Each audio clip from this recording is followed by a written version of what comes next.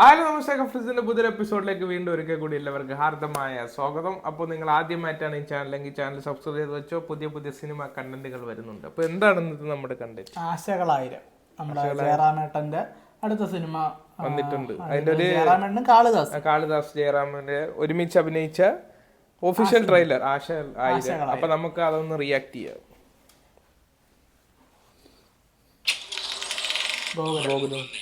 സിനിമയും കണ്ട് 4 നേരം ഫുഡും കഴിച്ച് ഇങ്ങനെ ജീവിക്കാൻ ഇവനൊന്നും ഒരു ഉളുപ്പില്ലെന്ന് ഞാൻ ആലോചിക്കുന്നത്.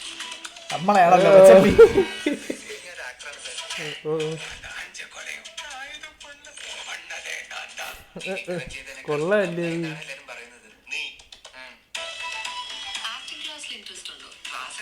അവളല്ലേ? അത് പുതിയ പരിപാടിയോ? ഗോകുലത്തിന്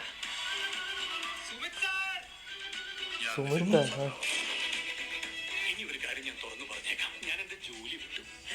അപ്പൊ കുടുംബത്തിനൊരു വരുമാനം വേണ്ടേ? വേണം. നിങ്ങൾക്ക് എന്നെ വേണ്ടായിരിക്കും, പക്ഷെ സിനിമയ്ക്ക് എന്നെ ആവശ്യം.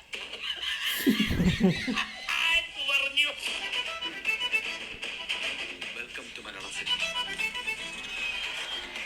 നമുക്ക് പട്ടി ഷോ ഇറക്കേണ്ട സമയമായി. അത് നിന്റെ രീതിക്ക് ആയിക്കോട്ടെ, പക്ഷെ ഷോ ഇറക്കണം. മത്സരമാകുമ്പോ ഒരാൾ ജയിക്കും, ഒരാൾ തോക്കും. എന്നാലും ഇങ്ങനെ ഉണ്ടാവും ഒരു തോൽവി. ഇത്രയും പ്രശ്നമാണെങ്കിൽ ദുൽഖർ സൽമാൻ പ്രണയിലേക്ക് അവസ്ഥ എന്തായിരിക്കും അല്ലേ? മനസ്സിലായ ഏറെക്കുറെ കാര്യങ്ങൾ. ഓരോരുത്തർക്കും ജീവിതത്തിൽ ഒരുപാട് ആഗ്രഹങ്ങളൊക്കെ ഉണ്ടാവും. പക്ഷെ ഒരു പോയിന്റ് എത്തുമ്പോ നമ്മൾ തന്നെ റിയലൈസ് ചെയ്യണം, അത് നമ്മൾ അർഹിക്കുന്നുണ്ടോ ഇല്ലാന്നുണ്ടെങ്കിൽ അത് അവിടെ വെച്ച് വിട്ടേക്കണം. പിന്നെ ആഗ്രഹങ്ങൾക്ക് വേണ്ടി ജീവിക്കരുത്, ജീവിക്കാൻ വേണ്ടി ജീവിക്കണം. ജീവിതത്തിൽ എന്തെങ്കിലും പ്രശ്നം വന്നാൽ അവർക്ക് ധൈര്യമായിട്ട് ഓടി അവർ അച്ഛൻ്റെ അടുത്തേക്ക് ചെല്ലാൻ. അച്ഛൻ കൂടെ ഉണ്ടാവുന്നുള്ള വിശ്വാസം അവർക്കുണ്ട്. എനിക്കതില്ല. ജീവിതത്തിൽ തോറ്റു മാത്രം ശീലമുള്ള ഒരാൾക്ക് ജയിക്കാൻ ഒരു അവസരം കിട്ടിയാൽ എങ്ങനെ ഉണ്ടാവും?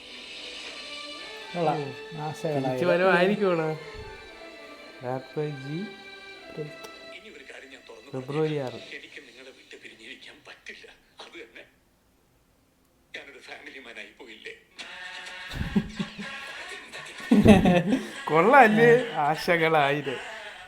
നൈസ് നൈസ്, കൊള്ളാണ്. അതില് ലൈഫ് ഭയങ്കര ലൈഫ് ഫീൽ ചെയ്യണം. തിരിച്ചു വരുമായിരിക്കും. കൊറേ തവണ തിരിച്ചു വന്ന് പിന്നെ പോയി. ഇതിപ്പോ അടുത്ത തിരിച്ചു വരായിരിക്കും. പക്ഷെ എന്റെ അഭിപ്രായത്തിൽ ജയറാം എന്ന ആക്ടർ ഉപയോഗിക്കുന്ന ഒരു പടമായിരിക്കും മിക്കവാറും. ശരിയാണ്, പുള്ളിക്ക് പറ്റിയ ഒരു റോളാണ്. എന്റെ വീട് അപ്പുവിന്റെ അതിലെ അത് വർക്കൗട്ട് ആവൂടെ, ഇമോഷൻ ഭയങ്കരമായിട്ട്. അപ്പൊ ഇതും എനിക്ക് തോന്നുന്നു നല്ല ഹിറ്റ് അടിക്കാൻ ചാൻസ് ഉണ്ട്. പിന്നെ മറ്റേ മകളെന്ന് പറയുന്ന സിനിമ അതുപോലെയും ഉണ്ട്, ചെറിയ രീതിയിലുണ്ട് അതുപോലെയൊക്കെ ഉണ്ട്. പക്ഷെ അത് പിന്നെ എനിക്ക് വേറെ തോന്നിയത് മറ്റേ ബിജു മേനോന്റെ സിനിമ ഉണ്ടല്ലോ, ബിജു മേനോ ആസിഫ് അലി അനുരാഗ അതുപോലെ തോന്നി. അത് തന്നെ തന്നെ തന്നെ അതിലും അത് പക്ഷെ വമ്പോ അത് ഭയങ്കര സ്റ്റോറി തന്നെ അതുപോലെ ഇല്ലേ, കോമഡി പോലെയൊക്കെ. പിന്നെ ഇത് കൊള്ളാം. എന്തിനാണ് കൊറേയൊക്കെ നമ്മളെ പോലത്തുള്ള യങ്സ്റ്റർ പയ്യന്മാരെയൊക്കെ ഒരു ലൈഫ് ഉണ്ടല്ലോ ഈ സിനിമ. മറ്റേ അത് തന്നെ. അപ്പൊ അങ്ങനത്തെ നമ്മളെയൊക്കെ ഇട്ട് കൊട്ടണ പോലത്തെ അച്ഛന്മാരൊക്കെ പറയുമല്ലോ, 4 പേര് നിന്നുകൊണ്ട് സിനിമയും കണ്ടുകൊണ്ട് നടക്കണം. ആ ഒരു ഡയലോഗ് നമ്മളെ വീട്ടിലും പറഞ്ഞിട്ടുള്ളതാണ്. അപ്പം അതപ്പോ അങ്ങനെയുള്ളത് നമുക്കും കണക്ട് ആവും, അതേസമയം ഫാമിലിക്കും കണക്ട് ആവും അല്ലേ. നല്ല പടം വർക്കാവാൻ നല്ല ചാൻസ് ഉണ്ട്.